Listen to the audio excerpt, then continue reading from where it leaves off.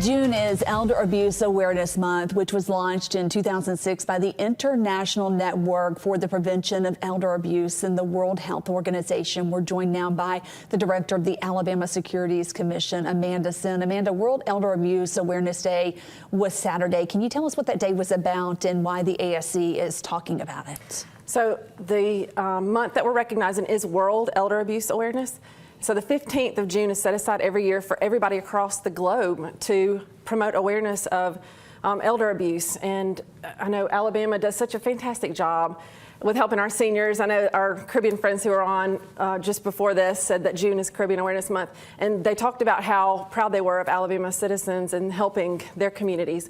And so we do the same thing here. So the Alabama Securities Commission, I know our Department of Human Resources, Commissioner Buckner, several of our other community partners have come together, for the entire month to hold events just in and around Alabama to help remind people that we do still have seniors that are not represented by family members or friends and who are being abused, and those situations won't come to light unless we continue to promote awareness. We know a recent report showed that scammers are taking millions of dollars from people, and it's often the elderly who are taken advantage of. How much are they losing? So our office does focus on the financial aspect of it, and oftentimes these crimes are associated with physical abuse and sexual abuse and neglect.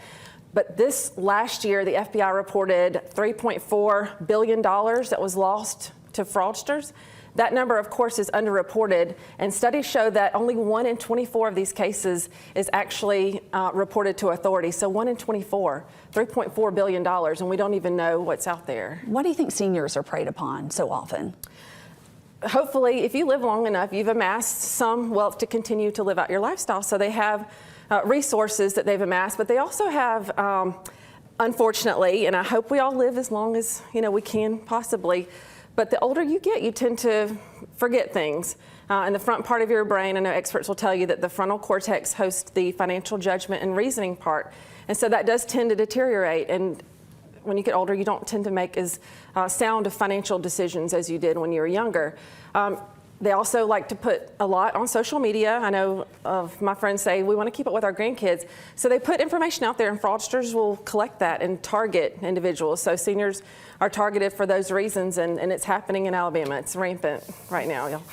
Yeah, and they get creative with the ways that they're targeting. Their frauds are ripped right out of the headlines.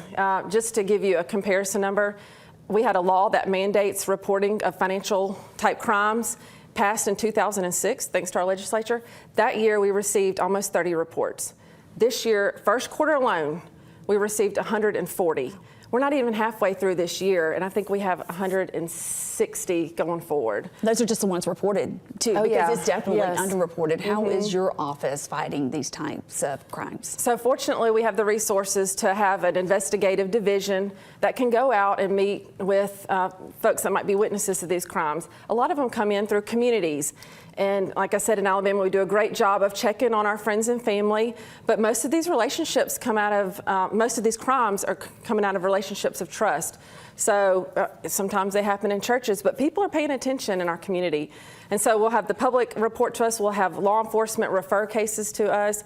We work closely with DHR. If there's a physical component, they often work it. But if there's a financial, we're out sending our agents out to the homes and meeting with these people and making sure they're in a safe place. So what are some of the signs that someone may be a victim of financial abuse? Usually the individual or the victim is somebody socially isolated.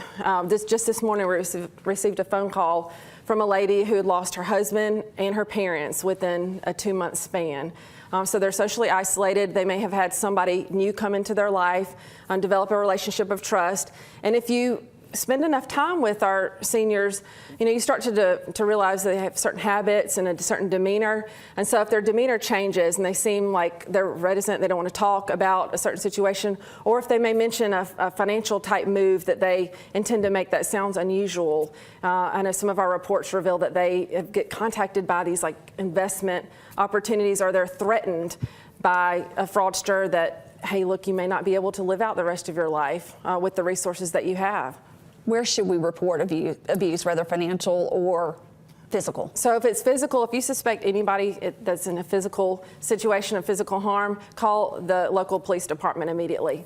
For financial cases, you can contact our office, the Alabama Securities Commission, and if you just Google Alabama Securities Commission, we have 2 live people that answer the phone, so we'll be sure to get you to the right place. And of course, Department of Human Resources helps work those cases as well. Amanda, thank you for joining us. Thank you so much for having us. Yes.